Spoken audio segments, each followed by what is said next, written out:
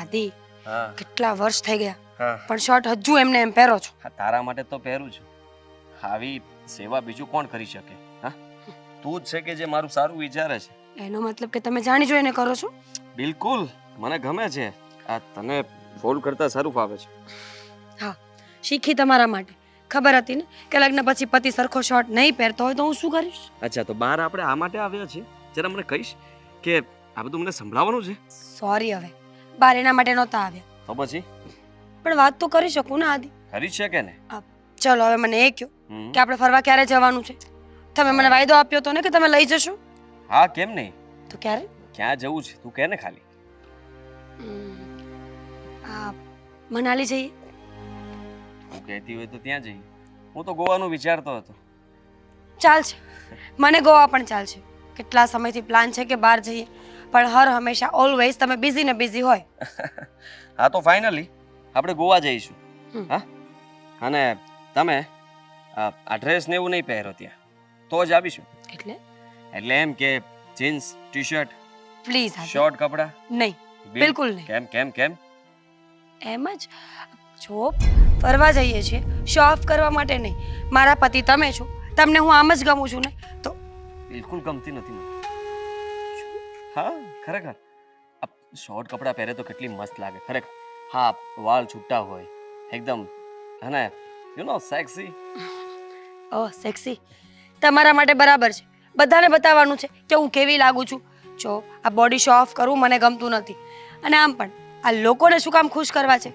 જેવા હોય ને એવા પતિ પત્ની વચ્ચે રહેવું જોઈએ બધું. હા, બરાબર છે. હમ તારી આ વાતથી તો હું ખુશ થાઉં છું ખરેખર. હા હા, મને ગમે છે કે તું ના પાડે છે. મને પણ તું આમાં સારી જ લાગે છે, ખરાબ નથી. અને એક ફોટો પાડી લો. એકલીનો બિલકુલ નહીં, બંનેનું સાથે પાડો ને.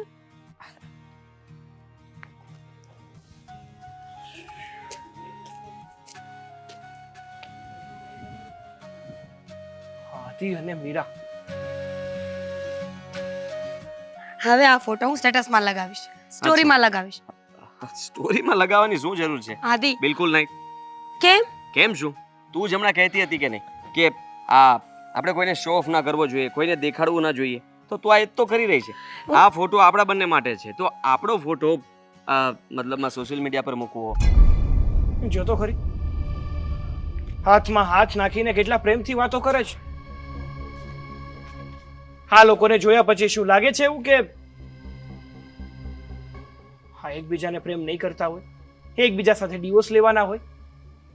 બધાને બતાવું કે જુઓ અમારા હસબન્ડ અને વાઈફ વચ્ચે કેટલો પ્રેમ છે. આદિ હું બોડી શો ઓફ કરવાની વાત કરતી હતી, પ્રેમની નહીં. હા, તો આપણા બંનેનો પ્રેમ છે ને કે આપણે સાથે રહીએ છીએ, એકબીજા સાથે આટલું બને છે અને આટલું મસ્ત કપલ છે તો દુનિયાને દેખાડવું જરૂરી પણ છે. જરૂરી નથી હોતું, નજર લાગી જાય. માની લે કે તને નજર લાગી ગઈ તો હા મને થોડી ગમશે. તને નજર ના લાગવી જોઈએ. હા, મને લાગે તો ચાલશે. ઠીક છે, હવે અહીંયા ઊભી રાખી છે મને, ક્યાંય લઈ જશો? રહી જ જઈશ ને. ચાલ. હું ધામિનીને સમજાવું જ છું પણ આ ધામિની છે કે માનવાનું નામ નથી લેતી. મારે ગમે તેમ કરીને આ ધામિનીને આના ચંગુલમાંથી તો કાઢવી જ પડશે. કારણ કે આ વ્યક્તિ એટલો હરામી છે ને કે માત્ર ને માત્ર મારી બેનને હેરાન કરવા માંગે છે. એની સાથે એને કોઈ મતલબ નથી, કોઈ મતલબ નથી.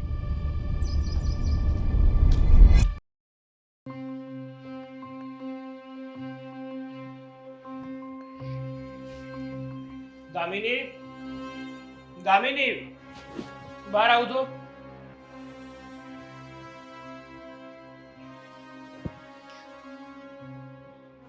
દામિની, હા આદિ દેખાતો નથી, ક્યાં ગયો આદિ? એના મમ્મીને લઈને હોસ્પિટલ ગયા છે. હા, તે દિવસે બહુ બોલતો હતો ને કે તને પ્રેમ નથી કરતો, બર્થડેમાં પણ ના આવ્યો. ક્યાંથી આવે બિચારો? એના મમ્મીને આઈસીયુમાં એડમિટ કર્યા હતા, તો કેવી રીતે મને મળવા આવે? એવી વાત છે? હા, આ ખાલી ખોટો તું ઝઘડો કરાવવાની કોશિશ કરતો હતો ને, પણ તારો પ્લાનિંગ ફેલ ગયો છે. સાચું કહેવાય હો. બિચારા આદિ ઉપર હું કેટલા શક કરતો હતો પણ એ દિવસે એના મમ્મીને લઈને હોસ્પિટલે ગયો હતો. હા એના મમ્મી આઈસીયુમાં છે. હા, આવે ને એટલે માફી માંગી લેજે. રમાડી રહ્યો છે આદિ તને. તું હજુ ના સુધર્યું, પાછી એની એ વાત કરે છે. જો તે દિવસે છે ને હું તારી વાતમાં આવી ગઈ હતી, પણ હવે નથી આવવાની. પણ આ વખતે તારે મારી વાતમાં આવવું જ પડશે, કારણ કે આ વખતે છે ને પ્રૂફની સાથે આવ્યો છું. તારા પ્રૂફ તારી પાસે રાખ, મારે કાંઈ જરૂર નથી. બિચારો હોસ્પિટલમાં હશે. એવું છે એમ ને? અત્યારે પણ આદિ હોસ્પિટલમાં એની મમ્મી સાથે છે, એમ જ ને? હા, પણ એ તારો વહેમ છે, કારણ કે હમણાં જ હું જ્યારે ઘરે આવતો હતો ને ત્યારે આદિ એની પત્ની સાથે ફરી રહ્યો હતો, હાથમાં હાથ નાખીને વાતો કરતો હતો, સેલ્ફી ઉપાડતો હતો. કંઈ પણ, એ બંને હોસ્પિટલ જતા હશે. ઓહ, હું તો એને ઓળખું છું. જો રસ્તા ઉપર કોઈ વ્યક્તિ એને ઓળખતું ન હોય અને જોઈ જાય ને તો પણ એમ જ કહે કે આ હસબન્ડ વાઈફ લાગે છે, જે આટલા ખુશીથી વાતો કરી રહ્યા છે, એકબીજાને મળી રહ્યા છે, ફોટોઝ ખેંચી રહ્યા છે. અને તું તો મને કહેતી હતી ને કે આદિને ફોટો પાડવાનો શોખ નથી, તારો અને એનો કોઈ દિવસ ફોટો નથી પાડતો. હા તો નથી જ, અમારા બંનેના એકેય ફોટો સાથે નથી, કારણ કે એમને આ ફોટોસ ક્લિક કરવું નથી ગમતું. તો ખબર નહીં આ તું શું વાતો કરે છે. તો પછી આ મીરા સાથે ફોટો ક્લિક કેમ કરતો હશે? શું બોલે છે તું? ખબર છે તને? તને શું લાગે છે કે આવી ખોટી ખોટી વાતો કરીશ મારી આગળ અને હું તારી વાતમાં પાછી આવી જઈશ? આ વખતે છે ને હું તારી વાતમાં નહીં આવું અને આદિ સાથે ઝઘડો પણ નહીં કરું. એક મિનિટ, તારે જોવું જ છે ને કે હું ખોટું બોલી રહ્યો છું કે સાચું બોલી રહ્યો છું? બોલે જ છે ને, કારણ કે આદિ છે ને ક્યારે મીરા સાથે ખુશ હોય જ નહીં. એ તારો વહેમ છે. જોઈ લે ફોટો. અને જો ફોટાથી શાંતિ ન થઈ ને તો એની બાજુમાં જ એક વિડીયો પણ છે, એ પણ જોઈ લેજો.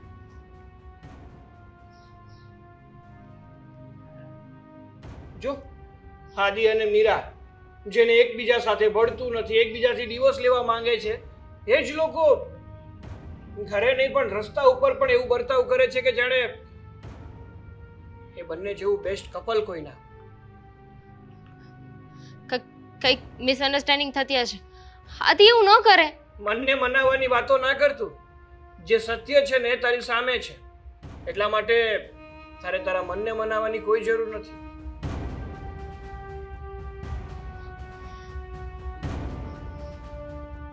હું શું વિચારોમાં પડી ગઈ? તું જે છોકરાને સાચા દિલથી અને આંખ બંધ કરીને જેની ઉપર ભરોસો કરે છે ને એ જ છોકરો તને છેતરી રહ્યો છે, માત્ર ને માત્ર તને ફેરવી રહ્યો છે, એનાથી વિશેષ કાંઈ નહીં. પણ એ શું કામ એવું કરે? જો એ એની પત્ની સાથે ખુશ હોય તો મારી સાથે શું કામ ને ટાઈમ પાસ કરે? That's not possible. હોય છે ને, હોય છે અમુક પુરુષો કે જેને પોતાની થાળીમાં સોનાના બિસ્કિટ પણ આપેલા હોય ને ભગવાને, તો પણ એને પારકી થાળી જ ગમે છે. અને છતાં પણ તને મારા પર વિશ્વાસ ના થતો હોય ને તો એક કામ કર, મારી પાસે એક હજુ રસ્તો છે. શું? તું એની પત્ની મીરાને મળ અને એની સાથે બધી વાત કર ને. હું એની પત્નીને કઈ રીતે મળી શકું? શું કહું ત્યાં જઈને? અરે તારી અને આદિ વચ્ચે જે છે એ વાત કર અને પછી એના અને આદિના સંબંધની વાત કર. આપોઆપ તને ખબર પડી જશે કે શું સાચું છે અને શું ખોટું છે.